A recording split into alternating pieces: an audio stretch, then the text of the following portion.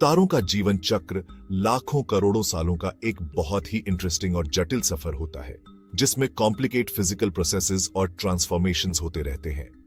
इस साइकिल को समझने के लिए हमें इसके अलग अलग स्टेजेस को समझना होगा। हर स्टेज की अपनी फिजिकल फिनोमेना और कैरेक्टरिस्टिक्स होती है। ये ऐसे तारों के जीवन चक्र के बारे में डिटेल्स में बताता है, उनके जन्म से लेकर मृत्यु तक के प्रोसेसेस को एक्सप्लोर करता है और अलग अलग टाइप्स के तारों और उनके एवोल्यूशनरी पैथ्स के बारे में भी बताता है।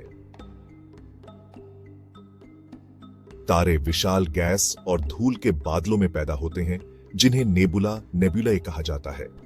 इन स्टेलर नर्सरीज में हाइड्रोजन, हीलियम और थोड़ी मात्रा में भारी एलिमेंट्स होते हैं।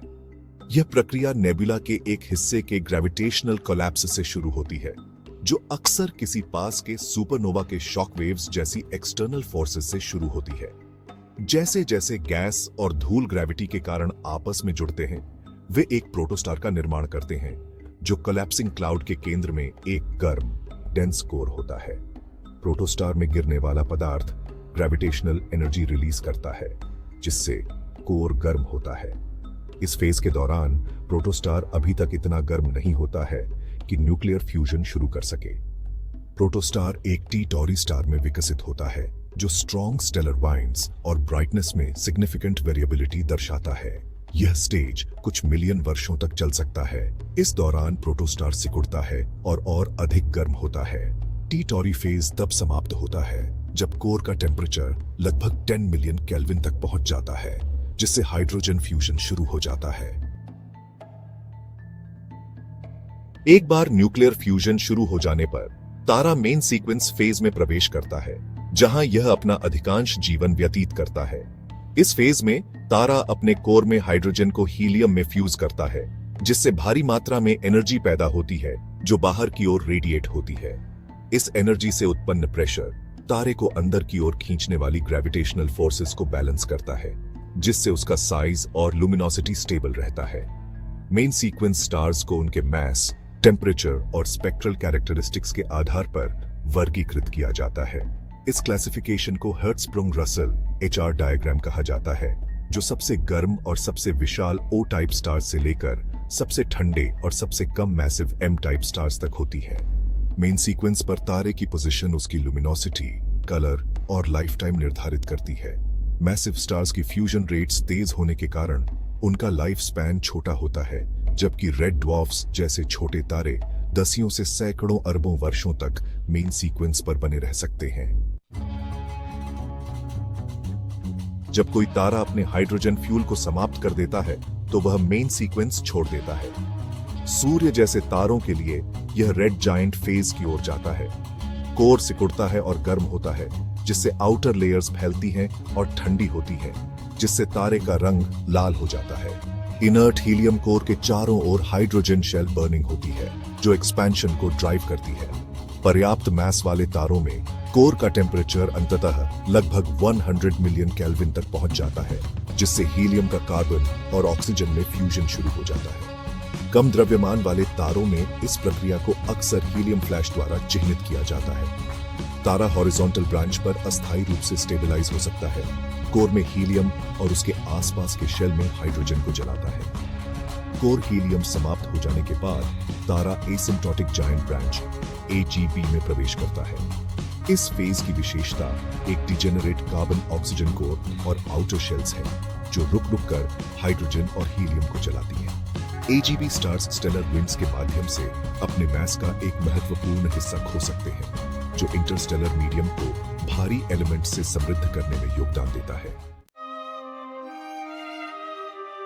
लगभग 8 सोलर मैसेस तक के इनिशियल मैसेस वाले तारों के लिए एसिम्प्टोटिक जायंट ब्रांच या AGB फेज के अंत में उनकी आउटर लेयर्स का इजेक्शन होता है, जिससे प्लैनेटरी नेबुला बनता है।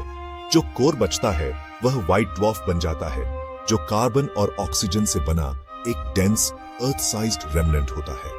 अरबों वर्षों में ये व्हाइट ड्वार्फ्स धीरे धीरे ठंडे होकर गायब हो जाते हैं। अब बात करते हैं और मैसिव स्टार्स की, जिनका इनिशियल मैसेज 8 और 20 से 25 सोलर मैसेज के बीच होता है। उनका अंत और भी ड्रामेटिक होता है। जैसे ही ये तारे अपना जीवन समाप्त करते हैं, आयरन के बनने के बाद कोर अपने ही ग्रेविटी के नीचे कोलैप्स हो जाता है, जिससे सुपरनोवा एक्सप्लोजन होता है।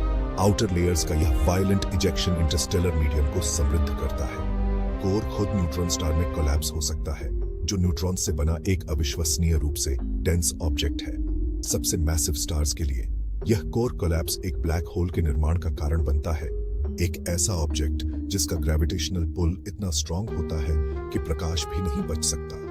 ब्लैक होल के चारों ओर की सीमा, जिसे इवेंट होराइजन के रूप में जाना जाता है, पॉइंट ऑफ नो रिटर्न को चिह्नित करती है। ब्लैक होल्स अपने आसपास के वातावरण को आकार देने में महत्वपूर्ण भूमिका निभाते हैं, अपने तीव्र ग्रेविटेशनल फोर्सेस से आसपास के तारों और गैस के बादलों को प्रभावित करते हैं। कॉस्मोस में सभी तारे एक ही पाथ का पालन नहीं करते हैं। कई तारे बाइनरी या मल्टीपल सिस्टम्स में मौजूद होते हैं, जहां साथ ही तारों के साथ ग्रेविटेशनल इंटरैक्शन से तारकीय विकास प्रभावित हो सकता है। क्लोज बाइनरीज में मैस ट्रांसफर से नोवा एक्सप्लोजन्स, टाइप IA सुपरनोवाए या ब्लू स्ट्रैगलर्स जैसे एक्सोटिक ऑब्जेक्ट्स का निर्माण जैसी घटनाएं हो सकती हैं। इसके अलावा सभी प्रोटोस्टार्स हाइड्रोजन फ्यूजन के लिए क्रिटिकल मैस तक नहीं पहुंच पाते हैं।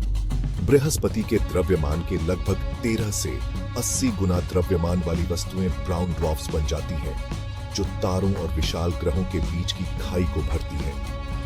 ब्राउन ड्वार्फ्स मुख्य रूप से ग्रेविटेशनल कंट्रैक्शन और निर्माण से बची हुई गर्मी के माध्यम से मंद रूप से चमकते हैं। तारे केवल प्रकाश के बिंदु नहीं हैं, वे गैलेक्सीज के प्रमुख घटक हैं और उनके जीवन चक्र ब्रह्मांड के केमिकल एवोल्यूशन में योगदान करते हैं। पॉपुलेशन I, D और तेरी स्टार्स के बीच का अंतर अलग अलग जेनरेशंस को दर्शाता है। पॉपुलेशन 3 तारों को सबसे पहले हाइपोथेसाइज्ड किया गया था, जो लगभग पूरी तरह से हाइड्रोजन और हीलियम से बने थे। एस्ट्रोनॉमर्स विभिन्न ऑब्जर्वेशनल मेथड्स का उपयोग करके तारकीय जीवन चक्रों का अध्ययन करते हैं, जिसमें स्पेक्ट्रोस्कोपी, फोटोमेट्री और एस्ट्रोमेट्री शामिल हैं। रेडियो से लेकर गैमा रेस तक पूरे इलेक्ट्रोमैग्नेटिक स्पेक्ट्रम के टेलीस्कोप्स तारकीय विकास के विभिन्न चरणों में अंतर्दृष्टि प्रदान करते हैं। उदाहरण के लिए हबल स्पेस टेलीस्कोप ने नेबुलाए और स्टार क्लस्टर्स की डिटेल्ड इमेजेस को कैप्चर किया है, जबकि चांद्रा जैसे एक्सरे ऑब्जर्वेटोरीज ने सुपरनोवा रेमनेंट्स और ब्लैक होल्स के आसपास हाई एनर्जी प्रोसेसेस का खुलासा किया है। सुपरनोवे भारी एलिमेंट्स के संश्लेषण में महत्वपूर्ण भूमिका निभाते हैं। एक्सप्लोजन के दौरान रैपिड न्यूट्रॉन कैप्चर प्रोसेसेस या आर प्रोसेस आयरन से भारी एलिमेंट्स बनाते हैं, जो फिर अंतरिक्ष में फैल जाते हैं। यह प्रक्रिया पृथ्वी और हमारे अपने शरीर में पाए जाने वाले कई एलिमेंट्स के निर्माण के लिए महत्वपूर्ण है।